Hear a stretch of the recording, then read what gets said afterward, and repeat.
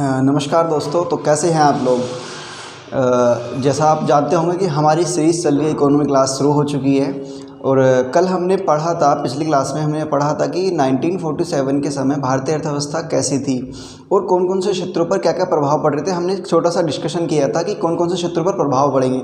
आज हम वही एक्सप्लेनेशन विस्तार से पढ़ेंगे, वही चीज़ों का एक्सप्लेनेशन पढ़ेंगे कि कौन कौन से क्षेत्रों, कृषि पर, ट्रेड पर, व्यापार पर, इम्पोर्ट एक्सपोर्ट पर कौन कौन से क्या कैसे किस तरीके से प्रभाव पड़े, कृषि क्षेत्र पर क्या प्रभाव पड़े। हमने लास्ट क्लास में अगर हमने देखे हैं तो पढ़ा था कि जो औपनिवेशिक कंट्री थी, जो औपनिवेशिक शासन था, हमारे भारत पर क्या प्रभाव पड़े, भारतीय अर्थव्यवस्था के अकॉर्डिंग उन पर क्या प्रभाव पड़े। अगर हम जाने तो उनका मेन मकसद क्या था कि भारतीय बाज़ार को या फिर भारत को सिर्फ एक कच्चे माल का निर्यातक और रेडीमेड माल का आयातक तक ही सीमित रखना था। उसके बाद वो सोचते थे कि भारतीय जो बाज़ार है हमें सिर्फ कच्चा माल और उसके साथ साथ उसकी जो हस्तकला है, उसकी शिल्प कला है, उसको हनन करना था या फिर उनको संरक्षण नहीं देना था। उनका ये भी मकसद नहीं था कि पर कैपिटा इनकम को कैसे बढ़ाया जाए, जीडीपी ग्रोथ रेट कैसे हाई हो, ये भी उनका कोई मेन मकसद नहीं था। आज हम उसी चर्चा को आगे बढ़ाते हुए बात करेंगे कि भारतीय जो अर्थव्यवस्था के क्षेत्र हैं, भारतीय अर्थव्यवस्था के जो क्षेत्र है, कृषि होगा, आयात निर्यात होगा, डेमोग्राफी हो गया, वर्कफोर्स हो गया, उन पर क्या क्या प्रभाव पड़े इंग्लैंड औपनिवेशिक काल के, हम उन्हीं पर बात करेंगे। जैसे कि भारतीय अर्थव्यवस्था के बहुत सारे क्षेत्रों पर कौन कौन से प्रभाव पड़े, कि जो इंग्लैंड थी उनकी शासन पद्धति कैसी थी कि भारतीय अर्थव्यवस्था को दबाए, वो उनका सप्रेशन करे।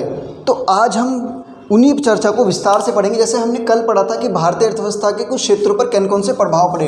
अब हमारा टॉपिक रहेगा कि स्वतंत्रता प्राप्ति के समय भारतीय अर्थव्यवस्था, स्वतंत्रता प्राप्ति के समय भारतीय अर्थव्यवस्था।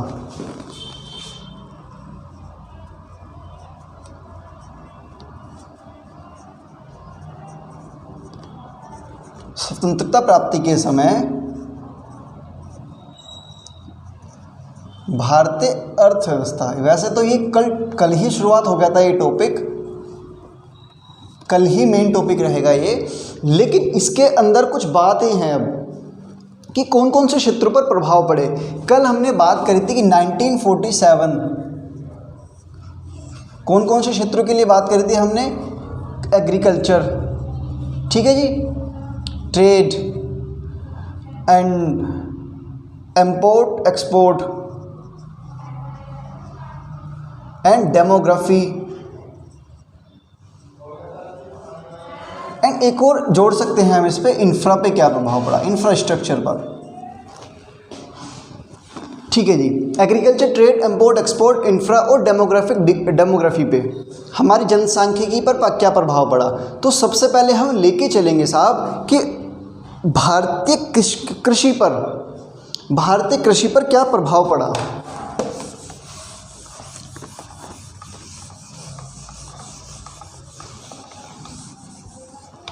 तो अगर हम बात करें कि स्वतंत्रता प्राप्ति के समय भारतीय कृषि, या फिर हम बात करें इसी के अंदर एक सब टॉपिक हो जाएगा स्वतंत्रता प्राप्ति के समय इंडियन एग्रीकल्चर या फिर कृषि क्षेत्र। देखिए कृषि क्षेत्र पर क्या प्रभाव पड़े। सबसे पहले देखिए कृषि क्षेत्र पर क्या हुआ साहब कि लगभग 85% जनसंख्या, 85% जनसंख्या कृषि पर आधारित थी। इसका मतलब ये कहा जाए कि आज़ादी से पहले हमारा भारत, या फिर आज़ादी के दौरान भी, जब हमें आज़ादी मिलने वाली थी तो उसके दौरान भी जो हमारी सबसे ज़्यादा कृषि की जाती थी, लगभग 85% जनसंख्या, 85 से 80% जनसंख्या किस कृषि पर आधारित थी। तो देखिए जब सबसे ज़्यादा जनसंख्या कृषि पर आधारित होगी, जनसंख्या कृषि पर आधारित,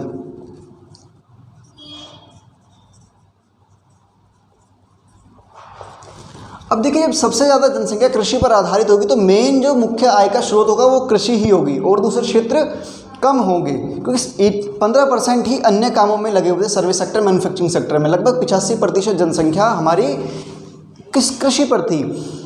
तो एक बात देखी गई थी सर कि जब आज़ाद होने के पहले औपनिवेशिक शासन ने ऐसी कौन सी नीतियाँ चली जो कृषि क्षेत्र को सप्रेस की, कृषि क्षेत्र में कमज़ोर होती चली गई वो। तो पहला इसमें होगा कृषि क्षेत्र पर प्रभाव पड़ा 80% के आसपास थी सर। और कृषि में और कुछ कृषि में समस्याएं आई, कृषि में कुछ समस्याएं आई। अब क्या क्या समस्याएं थी वो सर देखिए, पहली होगी इसकी कि उत्पादकता में कमी।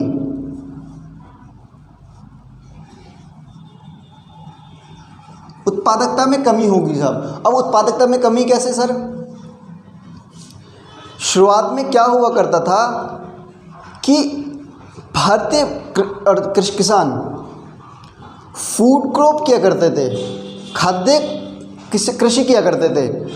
लेकिन जब इंग्लैंड ने, ब्रिटेन ने, ब्रिटिश गवर्नमेंट ने ये कहा कि आप हमें टैक्स दीजिए, राजस्व दीजिए, रेवेन्यू दीजिए हमें, अब हमें नहीं पता उससे कि हमें कैसे करें कैसे नहीं दें, उन्हें सिर्फ रेवेन्यू से मतलब था। तो अब क्या करें साहब, सिर्फ अनाज बेचकर, चावल बेचकर या फिर खाद्य पदार्थ बेचकर इतना पैसा नहीं उग सकता था, इतना पैसा नहीं कमाया जा सकता जो ताकि हम उसको रेवेन्यू भी दे सकें और अपना खर्चा भी कर सकें। तो साहब खाद्य कृषि में कन्वर्ट हो गई कैश क्रॉप में, तो उत्पादकता में कमी होने लगी साहब। उत्पादकता में कमी का और कारण भी था, जैसे कि ब्रिटिश गवर्नमेंट ने कभी भी कृषि में इंफ्रा पे काम नहीं किया, मशीनों पे काम नहीं किया, अच्छे बीज नहीं व्यवस्था की और अच्छे प्रकार के फर्टिलाइज़र, मैन्योर की व्यवस्था नहीं की, तो उत्पादकता में ऑटोमेटिकली कम होगी। सिंचाई व्यवस्था नहीं की गई, तो इससे क्या हुआ, कृषि में उत्पादकता कम होगी। तो क्या था इसमें, मशीन नहीं लाई गई, मशीन हो गया, फर्टिलाइज़र हो गया, इंफ्रा पे काम अच्छा नहीं करा, और इरिगेशन। हिंदी में बात करें तो मशीन हो गया, टेक्निक हो गया, मशीन हो गया, मैन्योर या फिर खाद हो गया, इंफ्रा अवसंरचना पे काम नहीं किया और सिंचाई पर नहीं काम किया। तो इस वजह से कृषि में उत्पादकता कम हुई। अब एक मान के चलिए एक बात कि ये हमारा खेत है, अब इसमें हमने बीज डाले,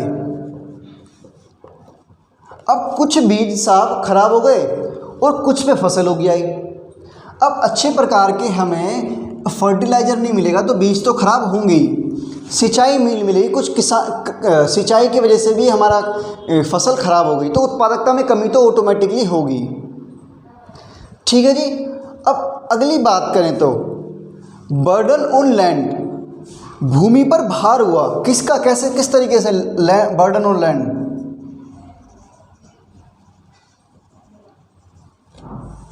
बर्डन ऑन लैंड सर किस तरीके से हम एक्सप्लेन करेंगे। अब एक बात सोचिए कि ये खेत है साहब, इस पर अभी फ़िलहाल 3 जने काम करते हैं, 1 2 3 लोगों के लिए ये इनकम का सोर्स है, खाने के लिए सोर्स है ये। अब कुछ क्या होता है, इन्हीं के रिलेटिव्स ब्रिटिश एरा में शहरों में काम किया करते थे। अब शहरों में काम सर इतना नहीं चला और ब्रिटिश गवर्नमेंट ने इतना काम नहीं की, शहरों में इतनी उन्नति भी नहीं की, इंफ्रा पे अच्छा काम नहीं, ताकि उन्हें रोज़गार मिल सके। तो वो क्या होने लगा कि सर वो गांव की तरफ आने लगे वापस। अब देखिए, जो ज़मीन 3 लोगों के लिए खाना दे रही थी, 3 लोगों के लिए आय का सोर्स थी, आय का स्रोत था, खाने के लिए स्रोत था, अब वो लगभग 5 लोगों के ऊपर 5 लोगों का हो गया उस पर ही, तो बर्डन ऑन लैंड हो गया। तो अब इस छोटी सी ज़मीन पर 5 लोगों का भार आ गया। इससे क्या होगा, सब जो ये खाना, मान के चलिए इन्होंने 5 बोरी अनाज प्रोडक्शन किया था, 1 बोरी अपने लिए खाने के लिए रखते थे या फिर 2 बोरी अपने खाने के लिए रखते थे, 3 बोरी मार्केट में बेच देते थे। लेकिन अब 5 लोग आ गए हैं, अब इनको 3 बोरी अपने पास रखना पड़ता है, 2 बोरी मार्केट में बेचना पड़ता है ये। अब बर्डन ऑन लैंड तो ऑटोमेटिकली आप समझ गए होंगे किस तरीके से पड़ा। ठीक है जी। अब अगले हम बात करें,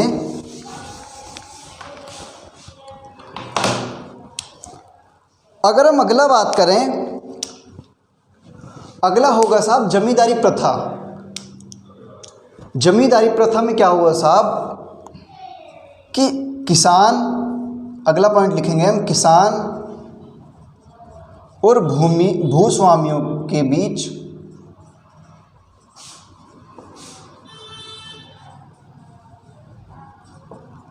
खाई का अंतर हो गया। अब ये अंतर कैसे होगा साहब? अभी मैंने कुछ देर पहले आपको बताया कि फूड क्रॉप की जगह कैश क्रॉप उगाई जाने लगी। ब्रिटिश जो अधिकारी थे उन्होंने जमींदारों से ये कहा कि हमें बाय हुक और बाय क्रुक आप रेवेन्यू दीजिए, हमें उससे कोई मतलब नहीं है किसान किस तरीके से पैसा ला के दे रहा है, हमें उससे कोई मतलब नहीं, हम तो आपसे पैसा चाहते हैं। अब एक बात मान के चलिए साहब, इनके पास इनकी ज़मीन थी, किसान इन पर काम करते थे, इनकी ज़मीन थी, किसान इन पर काम करते थे। इन्होंने कहा कि आप मान के चलिए 100 इतना ये ज़मीन है, इस पर 100 रुपये का प्रोडक्शन होता है, 100 रुपये का प्रोडक्शन होता है या फिर 120 का प्रोडक्शन होता है। 10 से 15 रुपये किसानों को दिए और सारा का सारा अपने पास रख लिया, क्योंकि ज़मींदारों को टैक्स भी देना है, ज़मींदारों को टैक्स भी देना है रेवेन्यू के रूप में। अब देखिए साहब, जिसको 15 से 20 रुपये मिलेंगे वो अपना खर्चा भी करेगा, अगले साल फिर किसान बीज भी बोएगा, वो किस तरीके से अपना खर्चा करेगा साहब?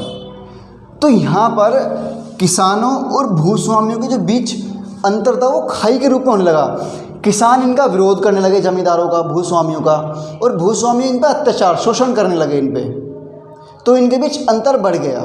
अब ये कृषि क्षेत्र पर प्रभाव देख पा रहे होंगे आप कि भारतीय अर्थव्यवस्था के कृषि क्षेत्र पर किस तरीके से प्रभाव पड़ा औपनिवेशिक शासन का।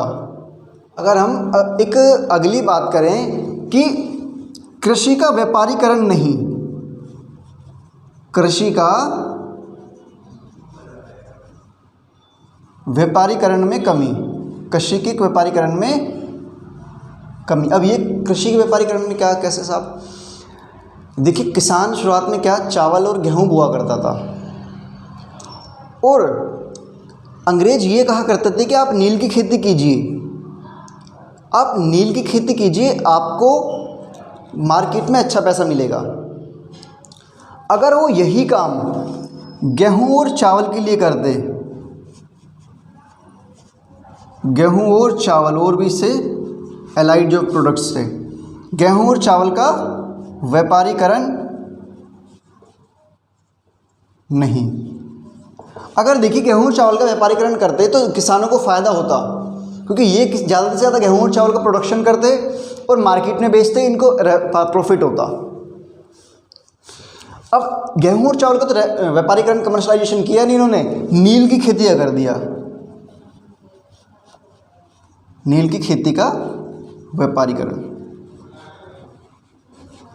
नील की खेती का व्यापारीकरण इन्होंने कर दिया साहब। अब देखिए हम किस तरीके से सोचें कि कृषि क्षेत्र पर प्रभाव नहीं पड़ा। अब आपके दिमाग में क्लियर हो गया होगा कि भारतीय कृषि क्षेत्र पर किस तरीके से प्रभाव पड़ा औपनिवेशिक काल का, औपनिवेशिक शासन का, आप समझ चुके होंगे।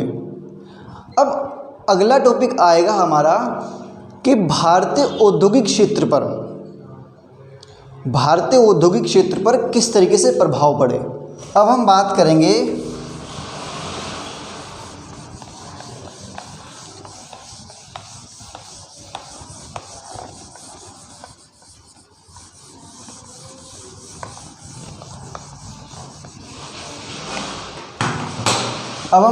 कि औद्योगिक क्षेत्र,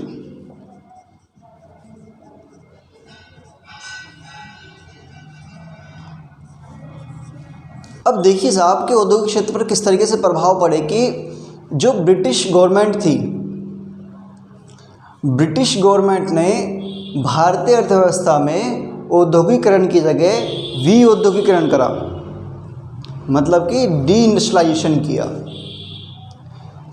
भारतीय हस्तशिल्प कला इतनी सुविख्यात थी, मैंने आपको पिछली क्लास में बताया था कि विश्व में उसका अलग ही प्रसिद्धि थी, उसे प्रसिद्धि मिली हुई थी कि भारतीय शिल्पकला, हस्तकला बहुत ही बारीकी से काम की जाने वाली कला है। लेकिन जो मिडाइवल भारत का हम इतिहास पढ़े हैं तो उसमें जो भी मुग़ल कालीन था उन्होंने भारतीय शिल्पकला को बढ़ावा दिया था। लेकिन जब ब्रिटिश काल आया, ब्रिटिश काल ने हस्तशिल्प कला को बढ़ावा ही नहीं दिया। अब देखिए, शुरुआत में अगर आप याद करेंगे तो ये हुआ था कि जो कच्चा माल तो इंग्लैंड ले जाता था, कच्चा माल इंग्लैंड अपने पास ले जाता था, और हस्तशिल्प कला होगी वो किससे होगी? कच्चे माल से तो होगी ना, कच्चे माल से होगी, छोटी छोटी कलाएं जो होंगी। अब वो वही नहीं रहेगा हमारे भारत में, तो हम करें कैसे? तो हस्तशिल्प कला का पतन किया इन्होंने।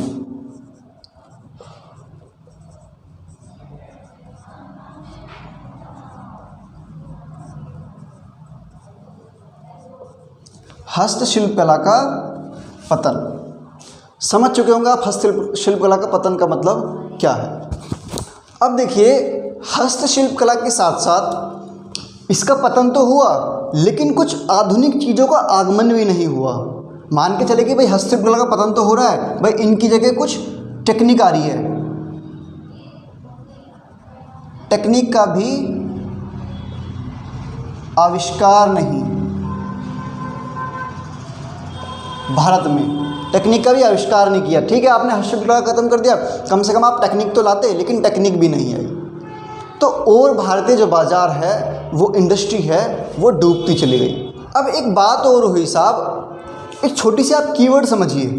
देखिए, किसानों पे, ट्रेड पर किस तरीके से ओवरऑल फ़र्क पड़ा, मैं आपको भी समझा रहा हूँ। देखिए,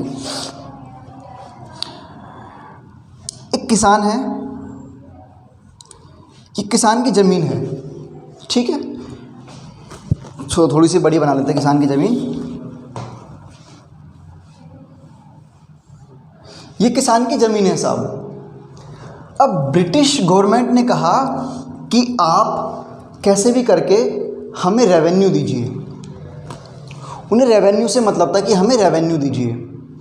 ठीक है भाई, किसानों ने क्या मजबूरी थी, उन्हें तो देना पड़ता। तो क्या हुआ साहब, इन्होंने इस पर प्रोडक्शन किया। मान के चलिए इसका प्रोडक्शन हुआ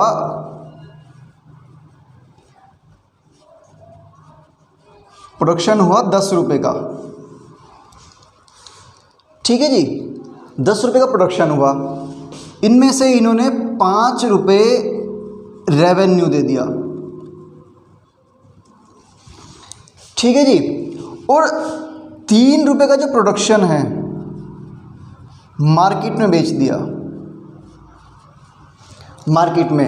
अब 2 रुपये का अपने लिए खाने कमाने के लिए उन्होंने रख लिया, 2 रुपये सेल्फ, या फिर अगली बार हम यूज़ करेंगे मार्केट में। सिर्फ अनुमान के हिसाब से मैं आपको समझाना चाह रहा हूँ किस तरीके से इन्होंने मार्केट को, कृषि को इम्पोर्ट एक्सपोर्ट कर, और जो हमारे औद्योगिकरण था उसको, मैन्युफैक्चरिंग सेक्टर को किस तरीके से इन्होंने ह्रास किया उसका, ब्रिटिश गवर्नमेंट ने। अब देखिए, 10 रुपये का टोटल प्रोडक्शन था, 5 रुपये रेवेन्यू के रूप में इनके पास चले गए, 5 रुपये का। ठीक है, या फिर इन्होंने 10 रुपये का पूरा बेच दिया, ठीक है, और 10 रुपये का इनको मिले और 5 रुपये रेवेन्यू में दे दिए, बराबर। 3 रुपये इन्होंने मार्केट में रहे, 2 रुपये इन्होंने अपने पास रखे। अब देखिए साहब कि मार्केट में जाने के बाद जो इन्हें पैसा मिला, रेवेन्यू मिला यहाँ से, इन्होंने इसी पैसे से मार्केट से भी खरीद लिया, मार्केट से भी खरीद लिया जो 3 रुपये का माल था। अब इनके पास लगभग सारा माल चला गया। अब इन्होंने ये माल जाके इंग्लैंड दे भेजिए, रॉ मटेरियल,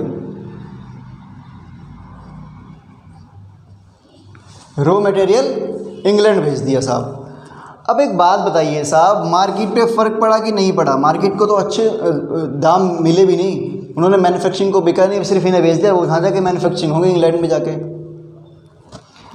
किसानों पर फ़र्क पड़ा कि नहीं पड़ा? इम्पोर्ट एक्सपोर्ट पर फ़र्क पड़ा कि नहीं पड़ा? क्योंकि भाई सबसे ज़्यादा तो यही कर रहे हैं ना, हम दूसरे देशों के साथ करने।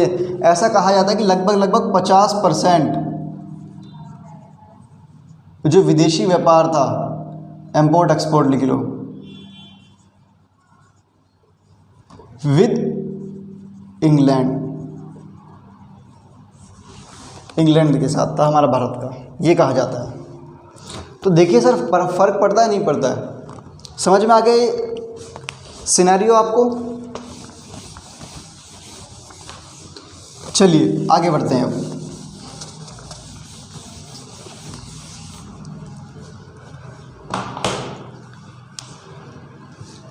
अब देखिए इन्होंने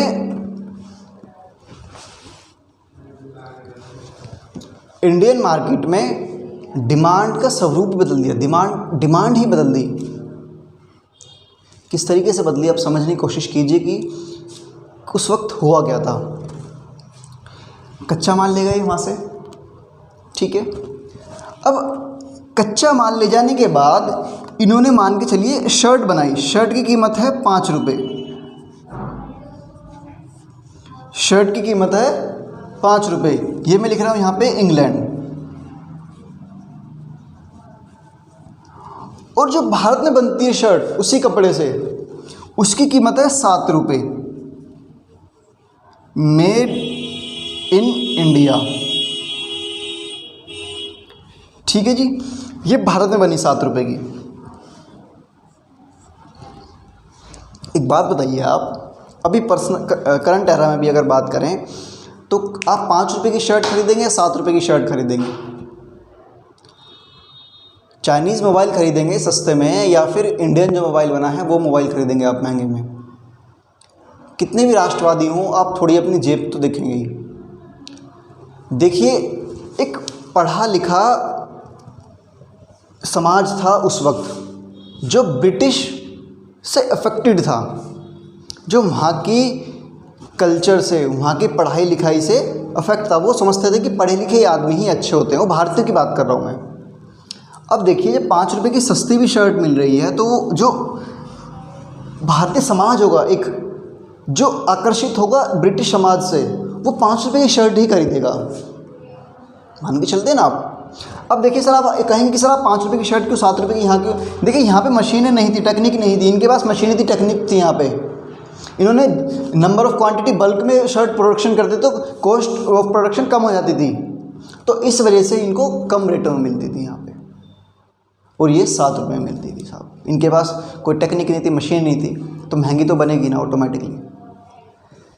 तो साहब जो मांग का स्वरूप था, मांग का स्वरूप भारतीयों का बदल दिया। समझ गए आप लोग कि मांग का स्वरूप किस तरीके से बदला? और एक और अगर हम बात कर लें तो हस्तशिल्प कला को मैंने आपको ऑलरेडी बता चुका है, ऊपर लिखवा दिया है, कोई बात नहीं। हस्तशिल्प कला को इन्होंने पतन तो हुआ, उसका संरक्षण भी नहीं किया, कंजर्वेशन भी नहीं किया, संरक्षण नहीं, ठीक है जी। अब एक बात आती है साहब कि भारत के बाज़ार में औद्योगिकरण का दोहरा कारण, या फिर भारत में विऔद्योगिकरण का दोहरा कारण क्या था साहब, ये समझते हैं। भारत में विऔद्योगिकरण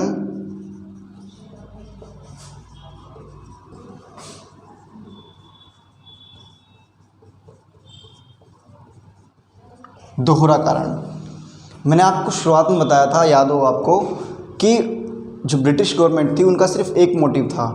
पहला क्या?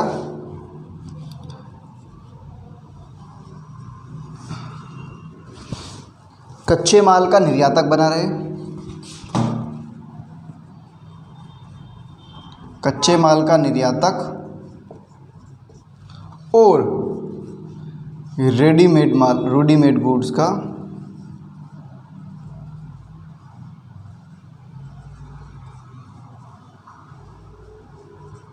का आयातक। ये मेन ऑब्जेक्टिव था ब्रिटिश गवर्नमेंट का।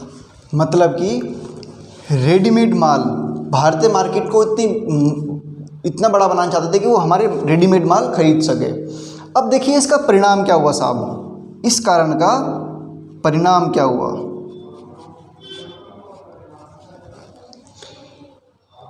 इंग्लैंड में औद्योगिक क्रांति को बढ़ावा मिला।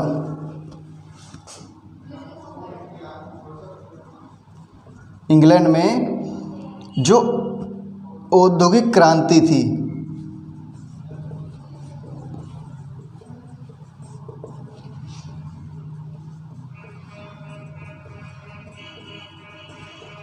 को बढ़ावा मिला और भारतीय बाजार नष्ट हो गए। जो भारतीय बाजार में उत्पादन की जो क्षमता थी, हस्तशिल्प का थी, वो नष्ट हो गई। भारतीय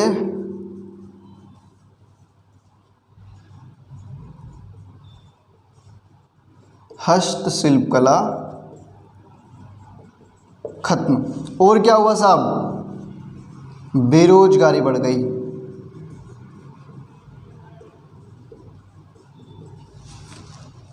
बेरोजगारी बढ़ गई। अब इनसे तो परिणाम होने ही थे ना साहब, कच्चे माल तो है नहीं, क्या उत्पादन करें, क्या प्रोडक्शन करें हम यहाँ पे? तो यहाँ पर बेरोजगारी बढ़ गई। आप समझ गए कि औद्योगिक क्षेत्र पर कैसे कैसे किस तरीके से प्रभाव पड़े। अब एक बात और आती है इसमें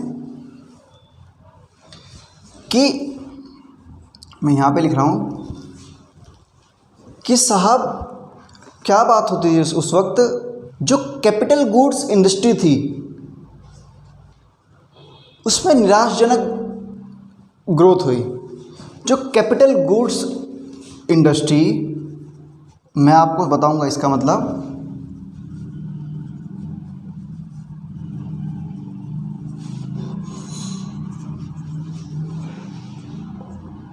पूंजीगत उद्योग। अब उसे क्या होता है साहब, इसका मतलब पूंजीगत उद्योग में ह्रास। अगर इसको हम टॉपिक बना के लिखें, अब समझिए, भारत में उस वक्त तक ऐसा नहीं था कि कोई मशीन है यहाँ पे और प्रोडक्शन कर रही हो। समझ पा रहे हैं कि प्रोडक्शन करने वाली कोई मशीनें, इस तरीके का इन्वेस्टमेंट ही नहीं किया उन्होंने। इससे क्या होगा साहब, ना तो हम यहाँ पे मैन्युफैक्चरिंग कर पाएंगे ना उत्पादन कर पाएंगे। ये ऐसे पूंजीगत उद्योग, मतलब कि जैसे कि मशीन, एग्जाम्पल में लिखे हम कि मशीन वन टाइम मशीन होती, खरीदने वन टाइम इन्वेस्टमेंट होता है। एक टाइम खरीदते, लॉन्ग टर्म तक इस पर हम चीज़ों को प्रोडक्शन करते रहेंगे। ऐसे उद्योग कम खुले, मतलब खुले ही नहीं, ऐसे उद्योगों का ह्रास हुआ, मतलब कम हुए। अगर प्रोडक्शन वाले उद्योग खुलते तो भारत में मैन्युफैक्चरिंग बढ़ती, और मैन्युफैक्चरिंग बढ़ती तो रोजगार की जो समस्या थी वो नहीं होती। जो रोजगार नहीं मिल रहा था लोगों को, हस्तशिल्प कला का पतन हो रहा था, वो नहीं होता। कच्चे माल का जो ड्रेन ऑफ वेल्थ हुआ, ड्रेन ऑफ वेल्थ का मैं बताऊंगा आपको अभी कंसेप्ट, जो वो नहीं होता। इससे बहुत प्रभावित हुआ हमारा भारतीय औद्योगिक क्षेत्र। तो आप समझ चुके होंगे कि भारतीय औद्योगिक क्षेत्र पर कैसे कैसे प्रभाव पड़े ब्रिटिश गवर्नमेंट के, ब्रिटिश एरा के।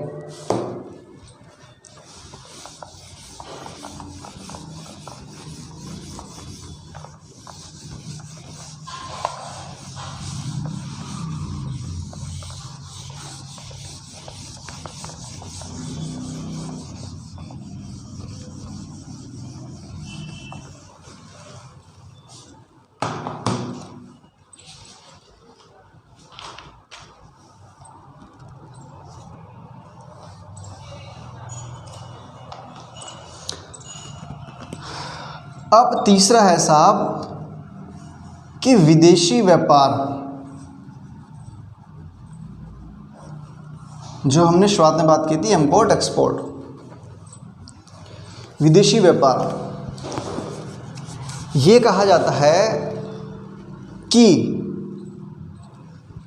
भारतीय एक्सपोर्ट इंपोर्ट से ज़्यादा थे।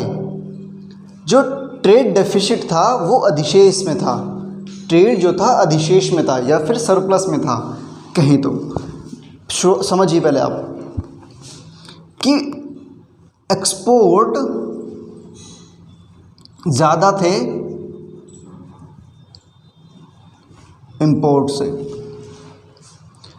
समझिए, इसका मतलब समझिए पहले कि एक्सपोर्ट कैसे ज़्यादा था इंपोर्ट से।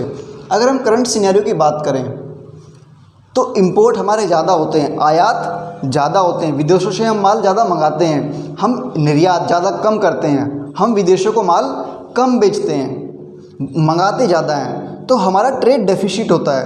लेकिन उस वक्त उस एरा में ट्रेड सरप्लस हुआ करता था। ट्रेड सरप्लस कैसे हुआ कि सर एक्सपोर्ट ज़्यादा थे, हम मतलब कि विदेशों को माल ज़्यादा बेचा करते थे और आयात वहाँ से कम किया करते थे। समझिए कैसे, मैंने अभी आपको थोड़ी देर पहले बताया कि मार्केट से भी खरीद लेते थे और रेवेन्यू के रूप में किसानों से भी ले लेते थे और डायरेक्ट इंग्लैंड को भेज देते थे।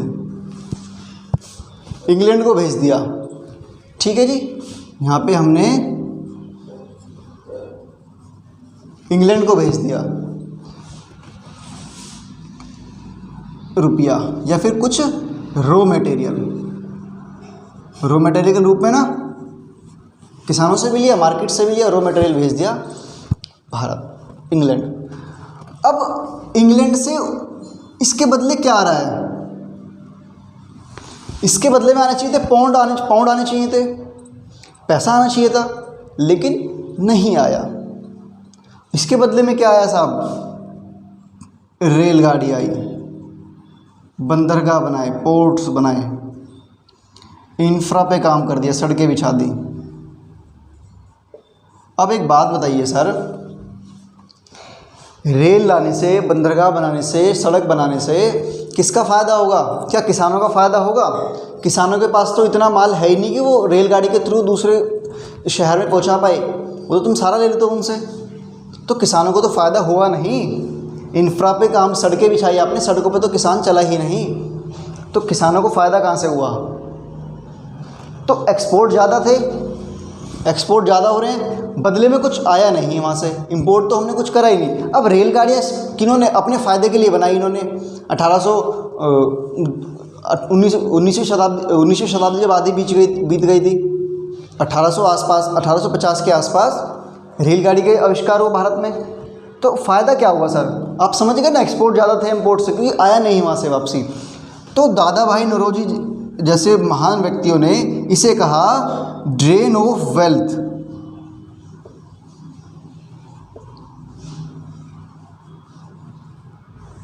ड्रेन ऑफ वेल्थ कहा, एक्सपोर्ट पर प्रभाव पड़े। अब इसमें हर बार जो बात होती रही सर कि कच्चे माल का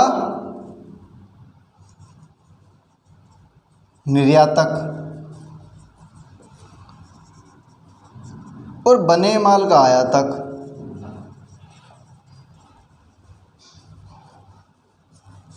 बने हुए माल का आयातक, ये था सर इनकी विदेश नीति, विदेशी व्यापार नीति।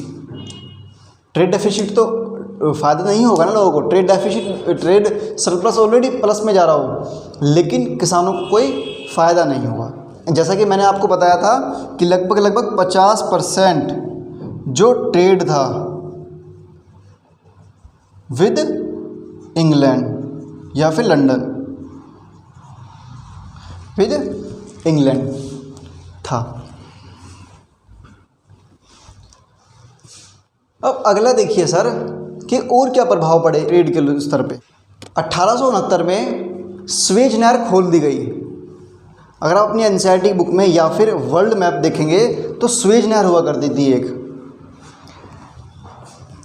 स्वेज नहर, जिससे आसान हो गया यूरोप जाना, जिससे आसान हो गया इंडिया से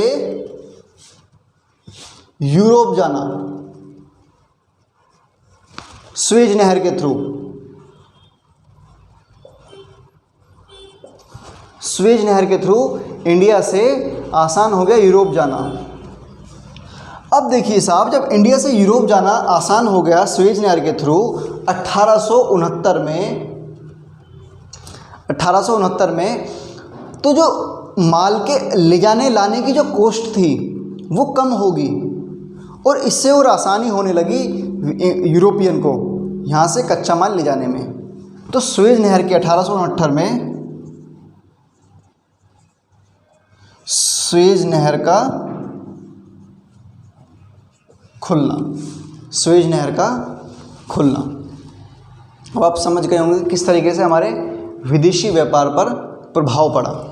पहले क्या हुआ करता था कि पहले साउथ अफ्रीका घूम के जाना पड़ता था यूरोप, लेकिन अब सीधे यहाँ से चले जाते हैं। भारत के पश्चिमी तट से सुएज नहर होते हुए यूरोप आसानी चले जाते हैं। ठीक है जी, चलिए अब हम आगे बात करते हैं कि इंफ्रा पे किस तरीके से प्रभाव पड़े साहब। आधारिक संरचना, इंफ्रास्ट्रक्चर पर किस तरीके का इंफ्रास्ट्रक्चर था उस वक्त तक।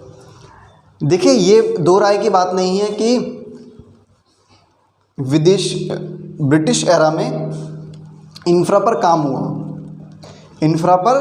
काम हुआ, जैसे कि रेल बनाई गई, ठीक है जी, बंदरगाह बनाए गए, पोर्ट्स, बंदरगाह का आविष्कार, इंफ्रा पे काम हुआ, बंदरगाह, पोर्ट्स बनाए गए, एयरपोर्ट तो थे नहीं, माफ़ कीजिए, टेलीग्राफ था उस वक्त, पोस्ट ऑफिस बना, इन सब पे काम हुआ, इंफ्रा पे। अब इन्होंने इंफ्रा पे काम किया अपने फ़ायदे के लिए, एक अपने निजी हित के लिए। इनका जो मेन ऑब्जेक्टिव था ये नहीं था कि यहाँ के लोगों को फ़ायदा हो, इनका मेन ऑब्जेक्टिव ये था कि हम अपने माल को इधर से उधर आसानी से पहुँचाया जा सके। इनका सिर्फ मेन ऑब्जेक्टिव ये था, इनका कोई ऐसा नहीं था कि यहाँ भारतीयों को फ़ायदा हो। देखिए कुछ इंफ्रा से कोई फ़ायदे हुए भारतीयों को भी, कि जैसे कि मान के चलिए दिल्ली में कुछ घट रहा है तो यहाँ से एक आदमी बैठ के ट्रेन में जा सकता है कोलकाता, और वो बता सकता है कि दिल्ली में क्या हो रहा है, वहाँ के सिनेरियो को बता सकता है वो।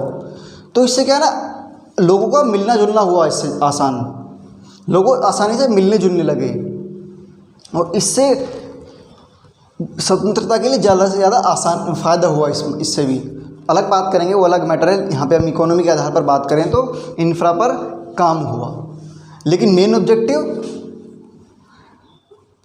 अपना काम आसान करना,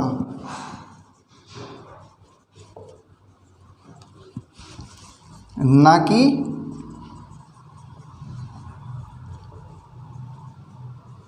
भारतीय बाजार के बारे में सोचना। भारतीय बाजार के बारे में सोचना नहीं था इनका बिल्कुल भी मेन ऑब्जेक्टिव। मतलब कि इन शॉर्ट कहें हम कि भारतीय जो अर्थव्यवस्था का विकास नहीं करना था, भारतीय अर्थव्यवस्था का विकास करना मेन ऑब्जेक्टिव नहीं। अब हम बात करते हैं सर कि जनसांख्यिकी पर क्या प्रभाव पड़ा, डेमोग्राफी पर क्या प्रभाव पड़ा साहब। जनसांख्यिकी कैसी थी?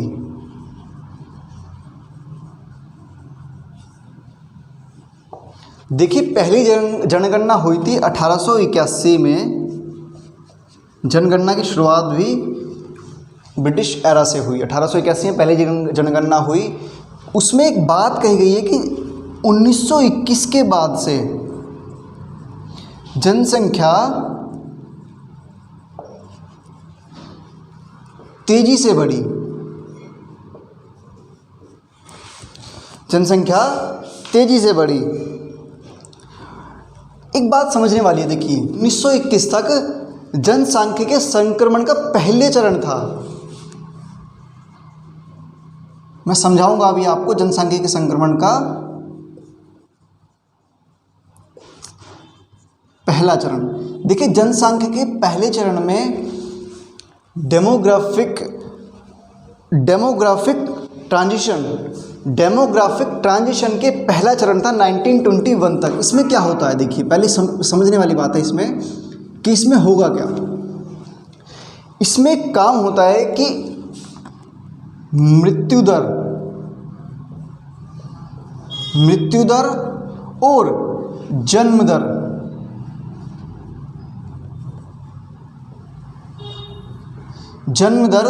दोनों हाई होते हैं।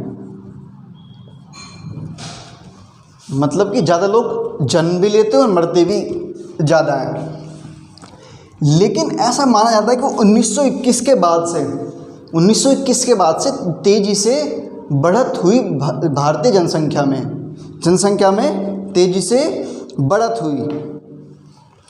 अब दूसरा चरण, मतलब कि 1921 देशी जनसंख्या में तेज़ी से बढ़ोतरी, इसमें लिख दें हम कि डेमोग्राफिक ट्रांजिशन में का दूसरा चरण। अब डेमोग्राफिक के दूसरे चरण में क्या होता है सारे, ये तो होगा पहला चरण, और दूसरा चरण क्या होता है साहब। अब दूसरे चरण में मृत्यु दर तो होती है लो, कम, और जन्म दर वो होता है हाई।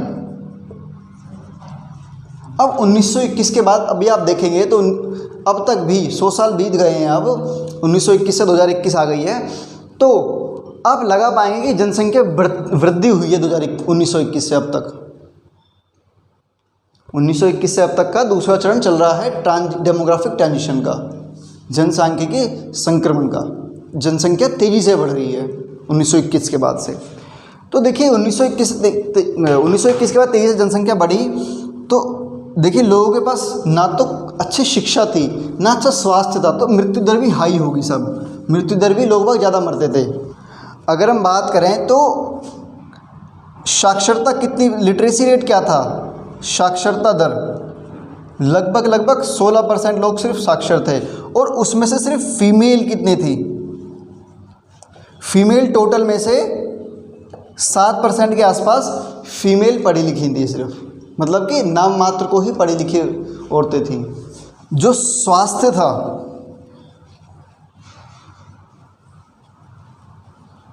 जन स्वास्थ्य नाम मात्र था बस, मतलब कि जो लोगों के लिए स्वास्थ्य का जो हॉस्पिटल्स, उन्हें अच्छी स्वास्थ्य, उन्हें अच्छी दवाई, उन्हें अच्छी फैसिलिटी मतलब मिलती ही नहीं थी। गरीबों को तो खासकर, धन के रूप से नीचे वर्ग था, उन्हें मिलता ही नहीं था अच्छा स्वास्थ्य। तो शिक्षा की तो दूर बात। शिशु मृत्यु दर,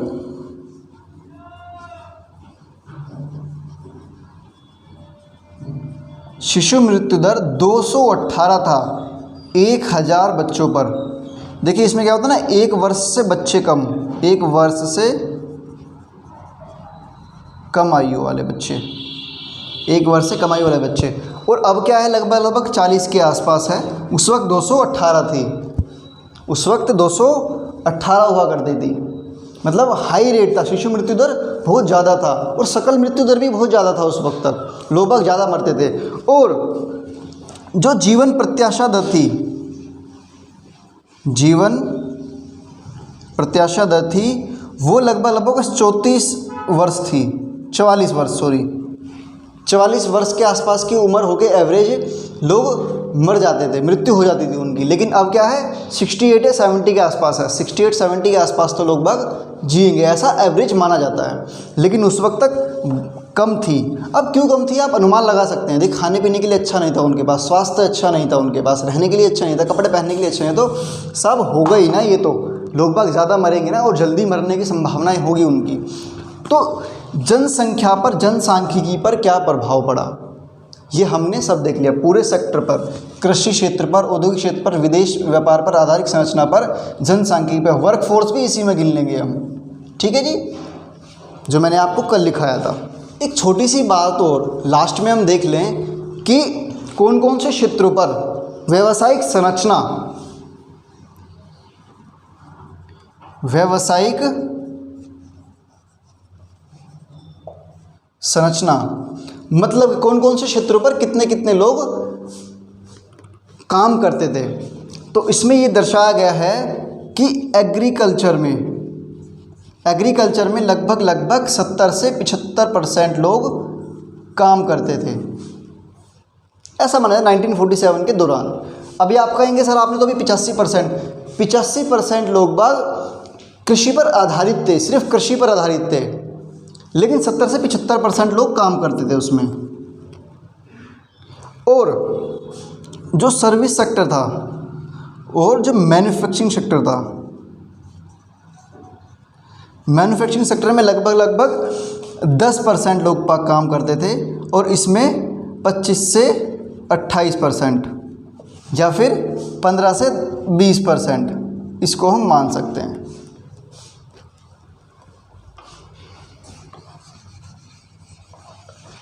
सर्विस सेक्टर में 15 से 20% लोग बाग काम करते थे और इसमें 10% लोग बाग काम करते थे मैन्युफैक्चरिंग में।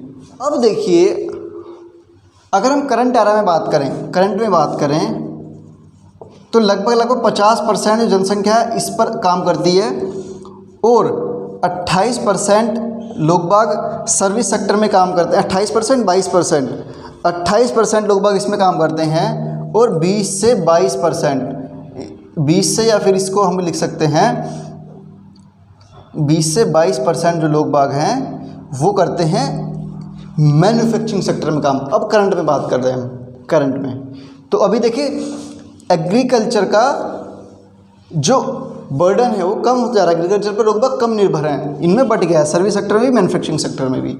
अब आप समझ गए व्यावसायिक संरचना किस तरीके की बनी हुई थी। अब एक छोटी सी बात अलग से अगर हम लिख लें कि विभाजन का प्रभाव क्या हुआ, विभाजन से क्या मिला, जितने भी प्रोडक्शन की जो चीज़ें थी वो भारत में रह गई और जो कच्चे माल के जो क्षेत्र, कच्चे माल से जहाँ प्राप्त होता था, जहाँ से जो से क्षेत्रों से, वो पूर्वी पाकिस्तान और पश्चिमी पाकिस्तान में चला गया।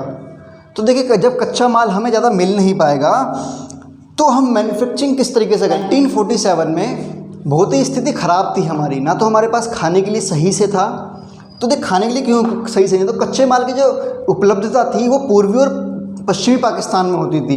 तो यहाँ पे लिखेंगे हम कच्चे माल की उपलब्धता पूर्वी व पश्चिमी पाकिस्तान, पूर्वी पाकिस्तान मतलब कि अब करंट का बांग्लादेश। और जो मैन्युफैक्चरिंग की चीज़ें थी, मतलब विनिर्माण क्षेत्र था वो भारत में रहेगा। अब देखिए कच्चा माल ही नहीं होगा तो विनिर्माण हम किस चीज़ का करेंगे। तो देखिए ये हमारे पूरे क्षेत्र, मैंने आपको एक्सप्लेनेशन के साथ समझा दिया कि 1947 के दौरान हमारी अर्थव्यवस्था कैसी थी, भारतीय अर्थव्यवस्था कैसी थी, कौन कौन से क्षेत्रों पर औपनिवेशिक शासन का प्रभाव पड़ा, किस तरीके से बढ़ा, उन्होंने हमारे कौन कौन से क्षेत्रों को सप्रेस किया, उभारने ही नहीं दिया। हमने अच्छे से इस पर विस्तार से बात कर ली है, चर्चा कर ली। और अब हम धीरे धीरे एक बेसिक से स्टैंडर्ड की ओर पहुंचेंगे। देखिए अभी आपको बेसिक समझ में आने लगे होंगे धीरे धीरे, एक बार नहीं समझ आएंगे, इसको दोबारा से देखना, रिकैप करके समझ आएंगे। लेकिन अब इसको पढ़ना भी साथ में जाके, एनसीईआरटी की बुक से पढ़ना या फिर जो भी स्टैंडर्ड बुक आप ले रहे होंगे उनसे पढ़ना। लेकिन अभी पढ़ने की शायद आवश्यकता नहीं होगी ज़्यादा, क्योंकि एक छोटी छोटी चीज़ें बताई गई हैं इसमें। अगर आप पढ़ना चाहते हैं तो खुद से पढ़िए। और अब हम अगली क्लास में चर्चा करेंगे, हम स्टैंडर्ड से थोड़ा लेके हम परिभाषा देखेंगे, भारतीय अर्थव्यवस्था का विकास देखेंगे। उसके बाद माइक्रो इकोनॉमी, समष्टि व्यष्टि अर्थव्यवस्था, ये सब परिभाषा की तरह हम बात करेंगे। अभी हमने जाना है कि भारतीय अर्थव्यवस्था 1947 के दौरान कैसी थी। बिल्कुल एकदम तसल्ली से हमने इस पर बात की विस्तार से। जो भी आपके मन में डाउट हो आप हमारे आईटी टीम से कांटेक्ट कर सकते हैं, हमें बता सकते हैं कि हमें समझ नहीं आया, उस पर दोबारा से आपसे पर्सनली गाइडेंस आपको दिया जाएगा। इसमें कोई भी प्रॉब्लम हो आपको पूछेगा। अगले चर्चा में हम टॉपिक, जब भी हमारी नेक्स्ट क्लास होगी हम उसमें बात करेंगे अगले टॉपिक के साथ। तो आज क्लास को हम यहीं समाप्त करते हैं। ठीक है दोस्तों, स्वस्थ रहिए, मस्त रहिए और अपना ध्यान भी रखिए। ठीक है, नमस्कार दोस्तों।